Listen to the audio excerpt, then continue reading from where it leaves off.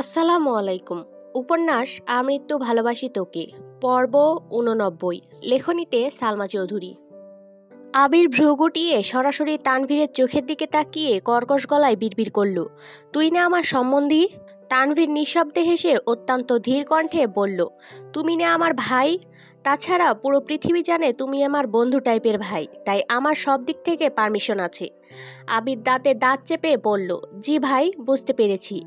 বলছিলাম কি ভাই, আপনি পারমিশন দিলে আমি আপনার বোনের সাথে একান্তে কিছুটা সময় কাটাতাম। পারমিশন দিবেন ভাই? জি ভাই, আপনার জন্যই এত আয়োজন। Best of luck, bye. Tanvir চলে যাচ্ছে। আবির মুচকি হেসে দরজা বন্ধ করে দিয়েছে। দরজা বন্ধের শব্দে মেঘের শরীর ঝাঁকি দিয়ে উঠেছে। মাথা নিচু করে জোরে নিঃশ্বাস ছাড়ল।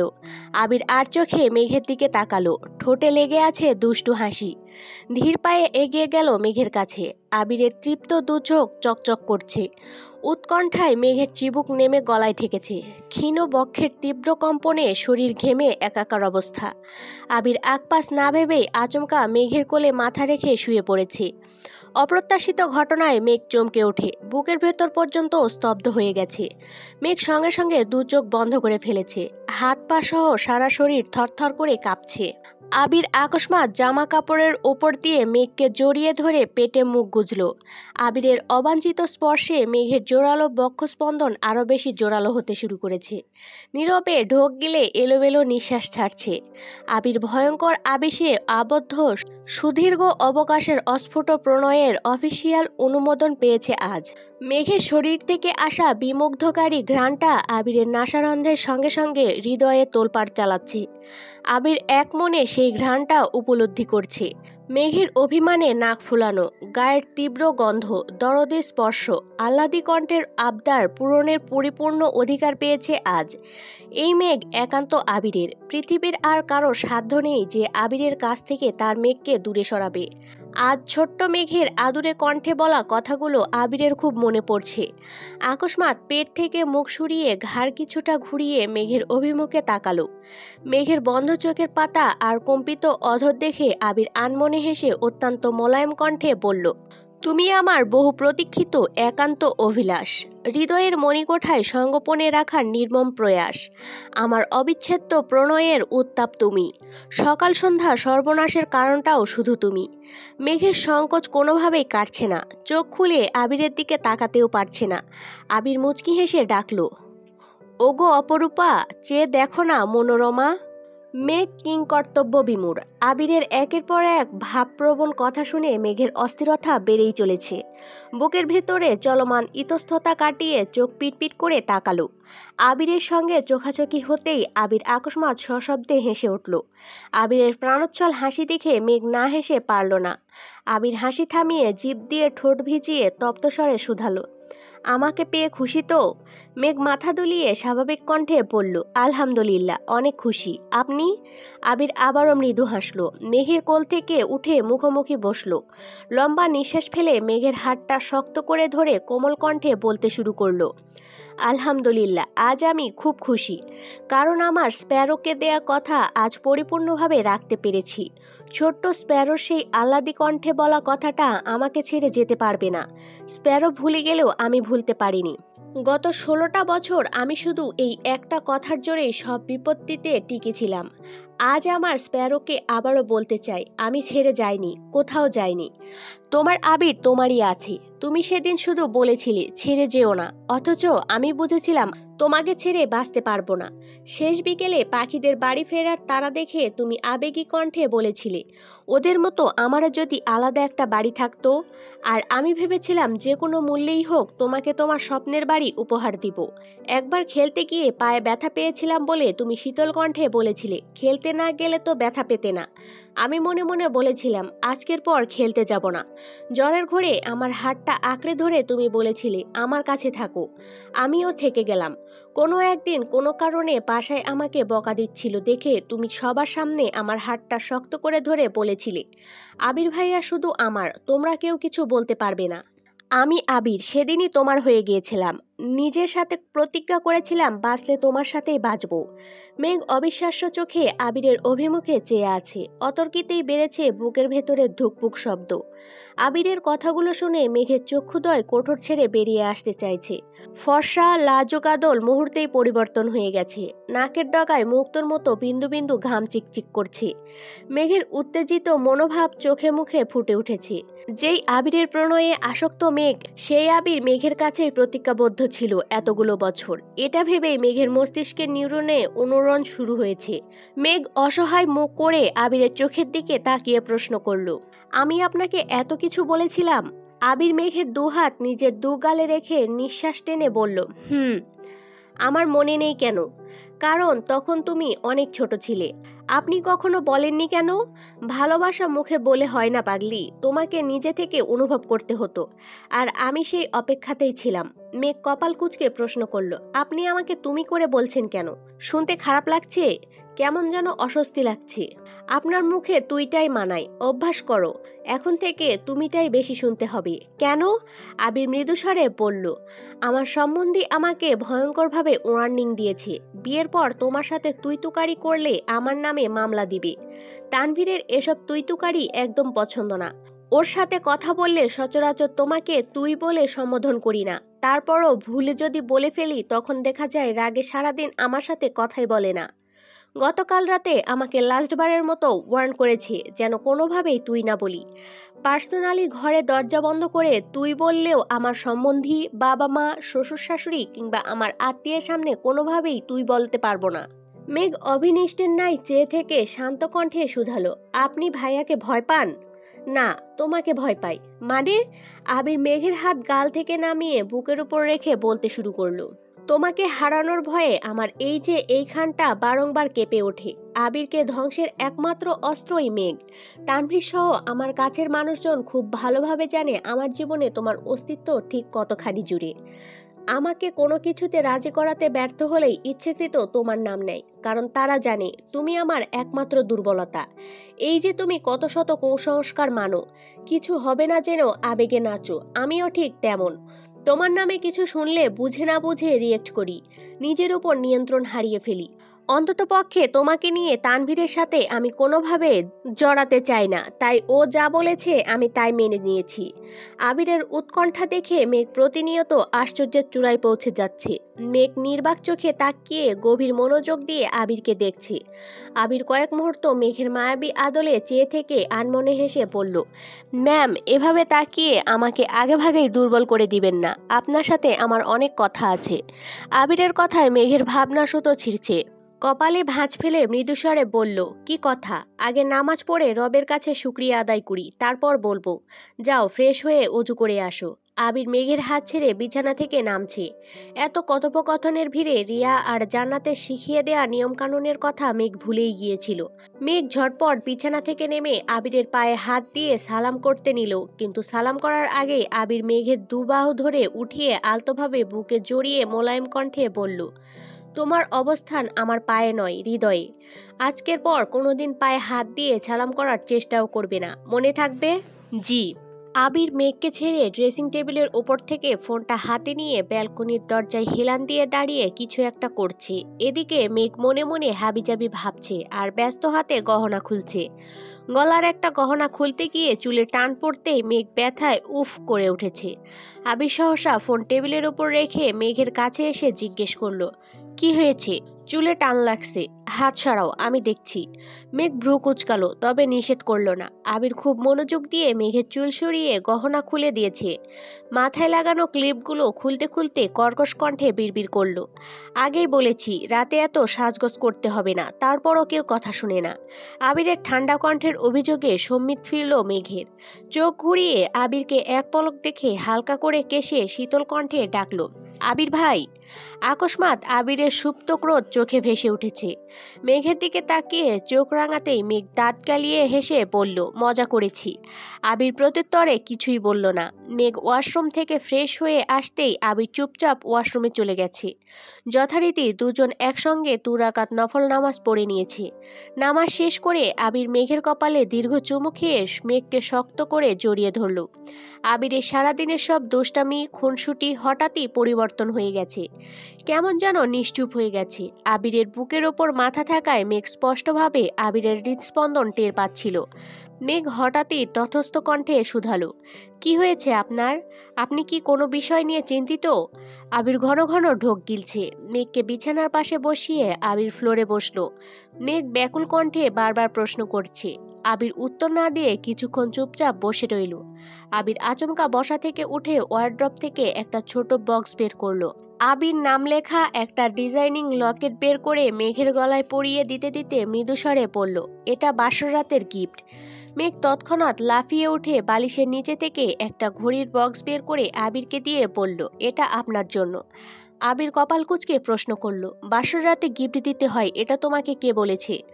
রিয়া আপু, জান্নাত আপু, তাছাড়া আমার বান্ধবীরাও বলেছে। আর কি কি বলেছে? আরও অনেক কিছু। আবির ভ্রু গুটিয়ে ধীর হস্তে কপাল চাপড়ে শক্ত কণ্ঠে বলল, ইস, আমার বউটাকে ওরাই নষ্ট করছে। মেঘ ঠোঁট কামড়ে বিড়বিড় করল, মোটেই না। আবির ঘড়িটা দেখে মুচকি হেসে বলল, পরিয়ে দাও। এখন? মেঘ ঘড়িটা পরিয়ে দিয়ে আহ্লাদি কণ্ঠে শুধালো, পছন্দ হয়েছে? আমার একমাত্র বউয়ের দেয়া গিফট পছন্দ তো হবেই। আবির তপ্তস্বরে ফের বলল, তোমার জন্য আরও সারপ্রাইজ আছে। কি? আবির একটা অ্যালবাম বের করে মেঘের হাতে দিল। অ্যালবামের সর্বপ্রথম ছবিটা আবির আর মেঘের বিয়ের, দুজন পাশাপাশি বসা। মেঘ ঘাড় কাত করে আবিরের বাইসেপে রেখেছে, আবির মেঘের মাথার উপর নিজের হাত কাত করে রেখেছে। দুজনের এক হাত সামনের দিকে। আবিরের হাতের তালুতে মেহেদি দিয়ে লেখা মেঘের আবির, আর মেঘের হাতে লেখা আবিরের মেঘ। মেঘ ছবিটা দেখে মৃদু হেসে অ্যালবাম খুলেছে। মেঘের জন্মের পর আবিরের প্রথম কোলে নেয়ার ছবি। মেঘের 6 মাস, 1 বছর, 2 বছর বয়স থেকে শুরু করে বিয়ে পর্যন্ত আবিরের সাথে যত ছবি ছিল সবই অ্যালবামে আছে। মেঘ মুগ্ধ চোখে তাকিয়ে ছবিগুলো দেখছে। আবির পাশে দাঁড়িয়ে ছবিগুলোর বর্ণনা দিচ্ছে। ছোটবেলার ছবিগুলো ফ্যামিলি অ্যালবাম থেকে সংগ্রহ করা। কোন ছবি কখন কী অবস্থায় কাকে দিয়ে উঠিয়েছিল সবই আজ নির্দ্বিধায় বলছে। মেঘ নিস্তব্ধ হয়ে ছবিগুলো দেখছে আর আবিরকে দেখছে। মাঝখানে 9 বছরের একসাথে ছবি না থাকলেও লাস্ট 2 বছরের ছবিতেই তার উসুল তুলে ফেলেছে, যার মধ্যে হাতে গোনা কয়েকটা ছবি মেঘ নিজের ইচ্ছেতে তুলেছিল। বাকি সব আবিরের পার্সোনাল ফটোগ্রাফার তুলে দিয়েছে। অ্যালবাম দেখা শেষ হতেই মেঘ দীর্ঘ নিঃশ্বাস ছাড়ল। আবির মৃদুস্বরে জিজ্ঞেস করল, রাগ করেছ? মেঘ ঠোঁট ফুলিয়ে চেয়ে আছে। আবির নিরেট কণ্ঠে বলল, রাগ করো না প্লিজ। এটা দেখে রেগে গেলে পরেরগুলো তো বলতেই পারবো না। পরে কি? আবির একটা চাবির গোছা মেঘের হাতে দিয়ে বলতে শুরু করলো, আজ থেকে এই চাবির গোছাটা তোমার। এখানে আমার রুমের প্রতিটা তালাবদ্ধ জিনিসের চাবির পাশাপাশি আমার অফিসের সব চাবি আছে। তুমি আমার অর্ধাঙ্গিনী, তাই আজ থেকে আর কোনো লুকোচুরি নয়। আমার যা কিছু আছে সব কিছুতে তোমার অধিকার আছে। মেঘ আজ হতবিহ্বল। যে আবির নিজের জিনিসপত্র কখনো কাউকে ছুতে দেয় না, রুমে ঢুকতে দেয় না, সব কিছুতে তালা দিয়ে রাখে, সে আজ নিজের হাতে সব দায়িত্ব মেঘকে দিয়ে দিচ্ছে।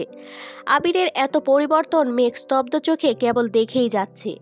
আবির আকস্মাৎ মেঘের মুখোমুখি দাঁড়ালো। আচমকা ধপ করে মেঘের পায়ের কাছে বসে পড়েছে। আবিরের গায়ে যেন পা না লাগে তার জন্য মেঘ সঙ্গে সঙ্গে পা সরিয়ে থমথমে কণ্ঠে শুধালো, কি হয়েছে আপনার? আবির পেছন থেকে একটা সুন্দর গিফট বক্স বের করে মেঘের হাতে দিল। মেঘ ভ্রু কুঁচকে প্রশ্ন করলো, কি এটাতে? দেখো।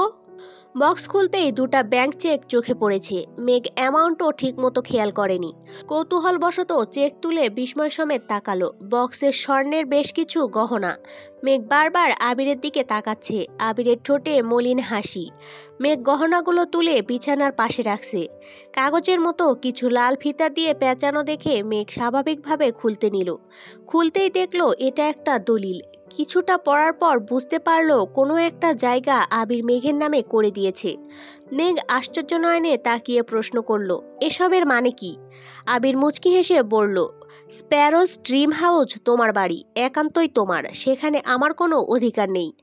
মেঘ কিঞ্চিত রাগেস্বরে বলল, অধিকার যদি নাই থাকবে তাহলে আমার বাড়ি আপনি আমাকে না জানিয়ে কেন করেছেন? আগে আমাকে বললেন না কেন? শুরুতে জানানোর মতো পরিস্থিতি ছিল না কেন?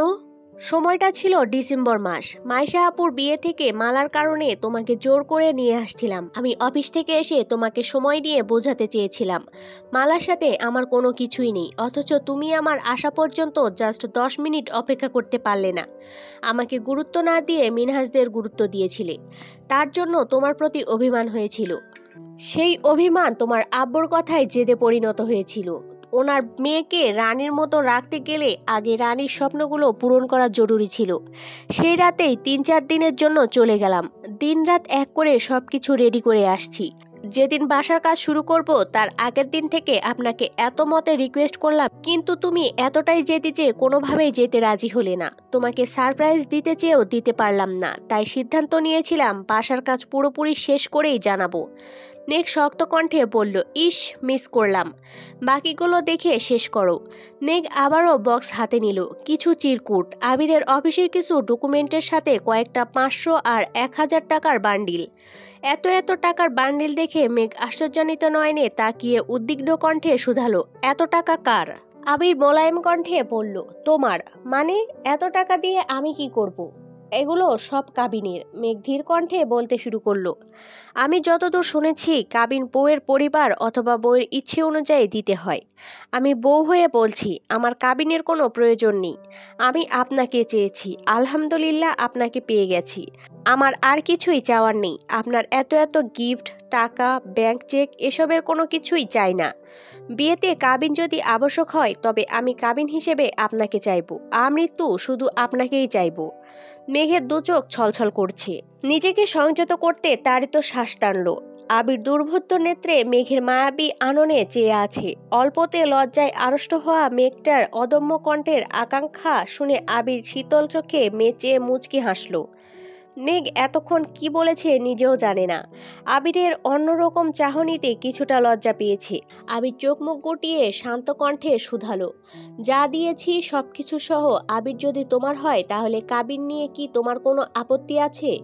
মেঘ সঙ্গে সঙ্গে আবিরের দিকে তাকিয়ে শ্বাস ছেড়ে ঠোঁট ফুলিয়ে নিষ্পাপ কণ্ঠে বলে উঠল, আমার আবির হলেই হবে। আবির ভ্রু ওঠাতেই মেঘ থম্মত খেয়ে বলল, সরি সরি সরি, আপনাকে হলেই হবে। আমি তো তোমারই, বাকি যা দিয়েছি ওই সবও তোমার। এগুলোর পর কাবিন হিসেবে তোমার কি আমার কাছে আর কিছু চাওয়ার আছে? মেঘ সাবলীল ভঙ্গিতে বলল, আমার আর কিছুই লাগবে না। মনে কষ্ট থাকবে না তো? মেঘ একগাল হেসে বলল, আমার মনে কষ্টের ছিটেফোঁটাও নেই, কারণ আপনাকে পেয়ে গেছি যে। আবির অনুগ্রহ হেসে টেবিলের ওপর রাখা একটা বই থেকে কাগজ এনে মেঘের হাতে দিল। তেমন একটা গুরুত্ব না দিয়েই মেঘ জিজ্ঞেস করলো, কি এগুলো? পড়ো। মেঘ বিড়বিড় করে পড়ছে। কিছুটা পড়তেই বুঝতে পারলো এটা কাবিননামার কপি। মেঘ সঙ্গে সঙ্গে নিচে তাকালো। বরের স্বাক্ষরের জায়গায় সাজ্জাদুল খান আবির লেখা, আর কন্যার স্বাক্ষরের জায়গায় মাহাদিবা খান মেঘ। বিবাহ রেজিস্ট্রি করার তারিখ 3-2-2000, যা আজ থেকে আরো 3 বছর আগের। এটা দেখে মেঘ বিস্তীর্ণ চোখে তাকিয়ে এক হাতে নিজের মুখ চেপে ধরেছে। মেঘের হাত থরথর করে কাঁপছে, কান দিয়ে গরম হাওয়া বের হচ্ছে, মস্তিষ্কে বিদ্যমান স্নায়ুগুলো ধপধপ করে কাঁপছে, বুকের ভেতরটা দুরু দুরু কেঁপেই চলেছে। নিজের চোখকে বিশ্বাস করতে পারছে না। মেঘ শশব্যস্ত চোখে আবিরের দিকে তাকালো। আবির নিরুদ্বেগ ভঙ্গিতে মেঘকে দেখছে আর নিজের বুকে হাত রেখে উচ্চস্বরে দোয়া পড়ছে। মেঘের গলায় আটকানো নিঃশ্বাসটা অতি সর্পণ্যে বেরিয়ে আসছে। মুখ ফুলিয়ে শ্বাস টেনে জিভ দিয়ে ঠোঁট বিছিয়ে থমথমে কণ্ঠে প্রশ্ন করল, এগুলো কি সত্যি? আবির ঢোক গিলে ধীরস্থির কণ্ঠে বলল, আইনের চোখে আমাদের বিয়ে 3 বছর পূর্ণ হয়ে গেছে। গতকাল 4র্থ বছরে পদার্পণ করেছি। তোমাকে আগেই বলেছিলাম তুমি আমারই। কেউ তোমাকে আমার থেকে আলাদা করতে পারবে না। কেউ যদি আমার থেকে ঝামেলা করতেও চাইতো আমি সরাসরি কাবিননামা দেখিয়ে দিতাম। মেঘ ভাবনা চিন্তা ছাড়াই আচমকা বলে উঠল, এটা কিভাবে সম্ভব? আবির শক্ত কণ্ঠে বলতে শুরু করলো, আমি দেশ ছাড়ার মাসখানেক আগে তানভীরকে তোমার ব্যাপারে সব বলেছিলাম। সে আমার আবেগ অনুভূতি দেখে প্রথম দিকে মেনে নিলেও পরবর্তীতে ওর মনে কিছুটা খটকা সৃষ্টি হয়েছিল, কারণ শত হলেও সে তোমার আপন ভাই। তোমার প্রতি তার দায়িত্ব ভালোবাসা অন্য লেভেলের, যেটা আমার প্রতি হাজার থাকলেও তোমার সমান নয়। বলতে গেলে তানভীর আমি দুজনেই তখন অপ্রাপ্তবয়স্ক। মজার ছলেই হোক কিংবা গভীর চিন্তা থেকেই তানভীর একদিন হুট করে বলে বসে, ভাইয়া তুমি বনুকে এখন পছন্দ করো মানলাম, আমি ওকে দেখেও রাখলাম, কিন্তু 7 বছর পর তোমার মন মানসিকতা যে এরকম থাকবে তার কি গ্যারান্টি আছে? তখন যদি বনুর প্রতি এখনকার মতো অনুভূতি না থাকে? তানভীরের কথা শুনে আমার মনে চিন্তন জাগে। আমি নিজেও কখনো সেভাবে ভেবে দেখিনি, তাই ভেবেচিন্তে সিদ্ধান্ত নিলাম তোমাকে বিয়ে করব। কেন সেই সিদ্ধান্ত নিয়েছিলাম আমি নিজেও জানি না, শুধু মনে হয়েছিল তানভীর যা বলেছে একদম ঠিক বলেছে। তানভীর মজার ছলে বললেও আমি দুশ্চিন্তায় ঘুমাতে পারছিলাম না। তানভীরকে জানানোর পর সে খুব রিকোয়েস্ট করেছে যেন বিয়ের ঝামেলা না করি। ও এমনিতেই এসব বলেছিল আরো অনেক কিছু। আমার মাথায় তখন কিছুই ঢুকছিল না। আমার কাছের বন্ধুর বাবা কাজী, তাই তৎক্ষণাৎ খোঁজ নিলাম। তোমার বয়স অনেক কম ছিল, তখন তোমার আমার প্রতি তীব্র ঘৃণাও ছিল। সব মিলিয়ে তখন বিয়ে সম্ভব ছিল না। তাছাড়াও কিছু নিয়ম নীতি ছিল, যার কারণে আঙ্কেল কোনোভাবেই রাজি হইতেছিল না। কিন্তু তখন আমার একটাই জেদ ছিল, যেভাবেই হোক বিয়ে আমার করতেই হবে। আঙ্কেলকে বিস্তারিত বুঝিয়ে খুব কষ্টে রাজি করিয়ে রাকিব, তানভীর আর সুজনের উপস্থিতিতে বিয়ের কাজ সম্পন্ন করে দেশ ছাড়ি। আবির দীর্ঘ নিঃশ্বাস ছেড়ে পুনরায় বলতে শুরু করলো, বিশ্বাস করো আমি তখন কোনো কিছু ভাবিনি, এত কিছু বুঝিনি। শুধু বুঝেছিলাম তোমাকে আমার লাগবে, সেটা যে কোনো মূল্যেই হোক। মস্তিষ্কে শুধু একটা চিন্তায় ঘুরপাক খাচ্ছিল, তোমাকে বৈধতার চাদরে মোড়ানো। পাওয়া না পাওয়া মাঝে আমি তখন বাস্তবিক জ্ঞান হারিয়ে ফেলেছিলাম। ভবিষ্যতে কি হবে বা হতে পারে সব ভুলে গিয়েছিলাম। বিয়ে পরিপূর্ণ হবে না জেনেও আবেগের তাড়নায় বিয়ে করেছিলাম। নিশ্চুপ মেঘ এবার মুখ খুলল, কিছুটা বিস্মিত হয়ে জানতে চাইল, আমার সাইন কে দিয়েছিল? তুমি। কিভাবে? আমি তো এসবের কিছুই জানতাম না।